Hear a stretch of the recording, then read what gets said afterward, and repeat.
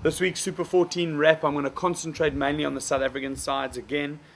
There are 5 of them. Unfortunately, we could only have 4 winners because the Sharks were playing against the Cheetahs, so why don't we start there? Sharks, I think, were their own undoing. You know, they took on a Cheetahs side who spread the ball, but they're also very physical up front. I think they matched them in the scrums and the lineouts, but the Cheetahs just seem to have more gas in the tank.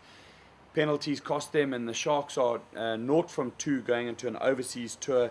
They're taking on a really big task to go overseas and get enough points to be in contention for semi-finals come the end of the week. Let's talk about the other sides. The Bulls were amazing against the Brumbies. I looked up at Newlands and I was watching on the big screen, and I saw the score was about 15-6 down. They were really chasing the Brumbies early on, but that old machine, the DeBlow machine as they call it, just kicked into gear. They ran away with it. I think 50 points to 35 or 50 points to 32.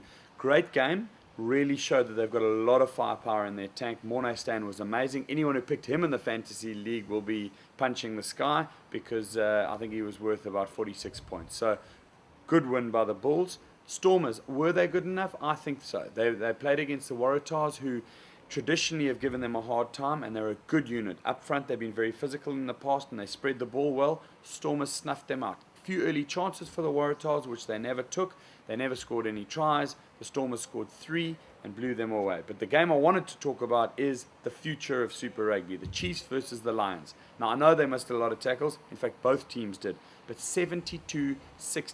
If we want a rugby product that can win hearts and minds of young kids these days, it needs to be full of running rugby. It needs to be full of the amazing breaks that guys like Richard Kahui were making, and it needs to be full of tries scored by guys like Wandile Mjikevu, who's a youngster, old Kes head boy, and now certainly knocking on the door of Springbok and higher honour selection after a wonderful performance in that match.